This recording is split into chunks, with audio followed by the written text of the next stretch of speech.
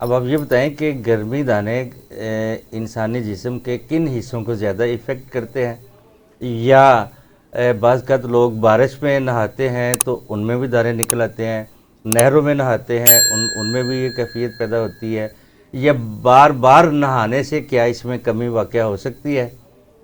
اس پہ روشنی ڈالیں۔ جی بالکل، جو آپ کا آخری پورشن تھا جی سوال کا کہ کیا بار بار نہانے میں اس میں کمی واقع ہو سکتی، تو اس کا جواب ہے ایبسلیوٹلی یس، بالکل ہو سکتی ہے۔ اس کا پرسنل ہائیجین سے بہت زیادہ تعلق ہے، جس سے ڈاکٹر صاحبہ نے فرمایا کہ جو سویٹ گلینڈز ہوتے ہیں یا جو ڈکٹس ہوتی ہیں ان میں جب کلاگنگ ہو جائے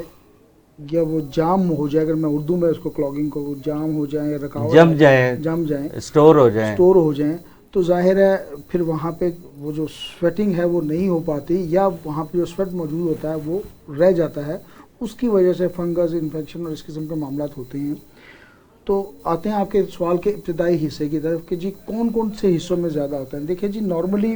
اگر آپ آبزرو کریں تو گردن پہ آپ کو زیادہ نظر آئیں گے، پشت پہ زیادہ نظر آئیں گے، یہ جو آرم پٹ ہے ان پہ زیادہ نظر آئیں گے، پھر پیٹ کے کچھ حصوں پہ آپ کو زیادہ نظر آئیں گے، اور خواتین میں جو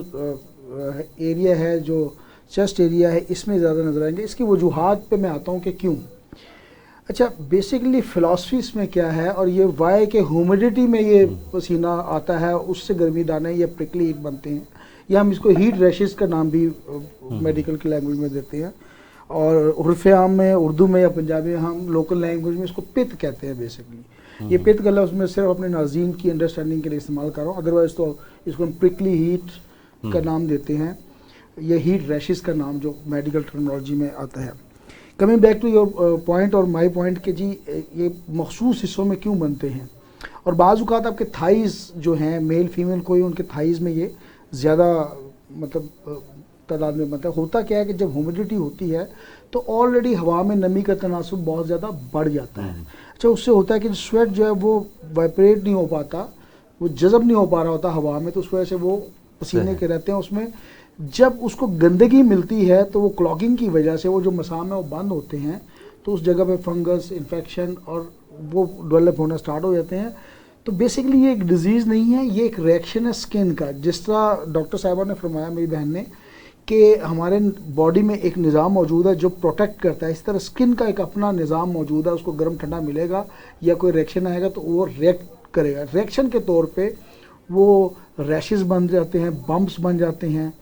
بعض اوقات ان کی رنگت کوئی سفید کوئی لال اور اس قسم کی اس میں ایچنگ ہوتی ہے، پین ہوتی ہے، سٹنگنگ پین ہوتی ہے، اور جلن بعض اوقات محسوس ہوتی ہے۔ تو وہ بیسیکلی وہ کوئی بیماری نہیں ہے، اگر آپ 2-3 دن مینجمنٹ کریں تو وہ بذات خود ٹھیک ہو سکتی ہے، لیکن شرط یہ ہے کہ ہائیجین کا خیال رکھنا ہے۔ ایک تو کوشش کرنی ہے کہ ایسے موسم میں کم سے کم نکلے اور پسینہ کم سے کم آئے۔ کمنگ بیک کہ جی یہ مخصوص جگہوں پہ کیوں زیادہ ہوتے ہیں، یہ ٹانگوں پہ آپ نے کبھی نہیں دیکھا ہوگا، بازوؤں میں بہت کم آپ نے دیکھا ہوگا، لیکن بازو سے جو کورڈ پورشن اگر میں نے شرٹ پہنی ہوئی ہے اوپر تو آپ کو زیادہ ملیں گے، اس ایریا میں نہیں ملیں گے۔ اس کی وجہ یہ اس کو ہوا لگتی ہے، اس کی وجہ سے وہ اس کو ایبزارب کرتے ہیں اور اس کی وجہ سے وہ پرابلم نہیں، لیکن یہاں ہوا نہیں لگتی۔ اور خواتین میں اسپیشلی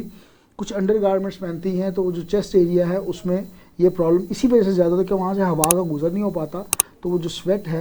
وہ بر وقت وہاں سے مطلب وائپریٹ نہیں ہوتا، تو اس کی وجہ سے یہ پرابلم ہوتی ہے۔ تو یہ اس کا ٹیکنیکل آنسر یہ ہے۔ ہائیجین بہت ضروری ہے، صفائی کا خیال رکھیں، نہانا دن میں 3 دفعہ نہائیں، انشاءاللہ تعالیٰ کوئی ایسا مسئلہ نہیں ہے۔